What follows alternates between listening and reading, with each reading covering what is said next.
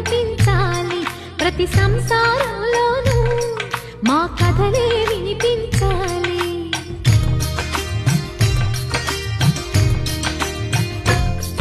ఆ సిరిని శ్రీహరిని మా జతలో చూపించాలి.